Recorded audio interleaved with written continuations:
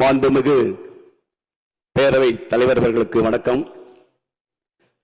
17வது சட்ட பேரவையில் போட்டியின்றி ஒருமனதாக தெரிவு செய்யப்பட்டிருக்கின்ற மாண்புமிகு பேரவை தலைவர்களுக்கும் பேரவை துணைத் தலைவர்களுக்கும் என் சார்பாகவும் இந்திய கம்யூனிஸ்ட் கட்சியின் சார்பாகவும் புரட்சிகரமான வாழ்த்துக்களையும் பாராட்டுக்களையும் தெரிவித்துக் கொள்கிறேன்.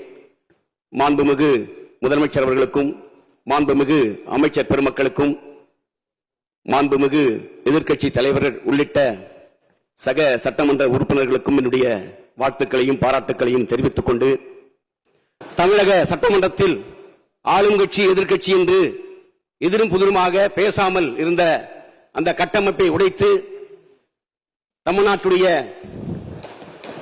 பாரம்பரிய பண்பாட்டை நம்முடைய முதலமைச்சர் இன்றைக்கு பாதுகாத்திருக்கிறார்.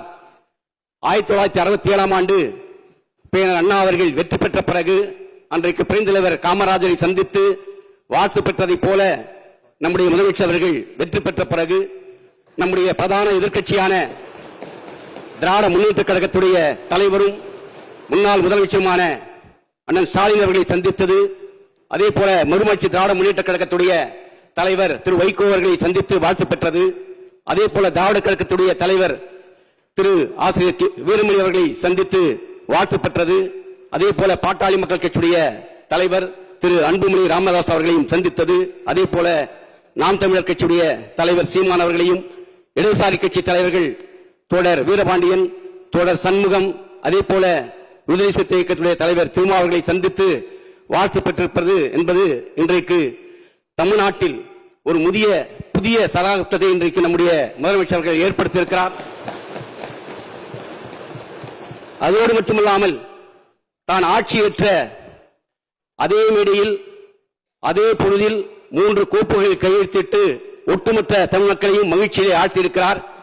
குறிப்பாக இன்றைக்கு பெண்கள் மற்றும் குழந்தைகளுடைய பாதுகாப்பை கருத்தில் கொண்டு சிங்கப்பெண் படை அமைக்கப்படும் என்ற கையெழுத்திட்டிருப்பது, அதே போல இளைய சமுதாயம் இன்றைக்கு போதையிலே புறையோடி கொண்டிருக்கிறார்கள். அந்த இளைய சமுதாயத்தை மீட்டெடுக்கும் வகையிலே அதற்கு போதைப் பொருட்களை தடுப்பதற்கான கையெழுத்து, அதே போல 200 யூனிட் வரை மின்சாரம் இலவசம் என்ற கையெழுத்திட்டு இன்றைக்கு ஆரம்பமே அமர்கலப்படுத்தி இருக்கிறார்.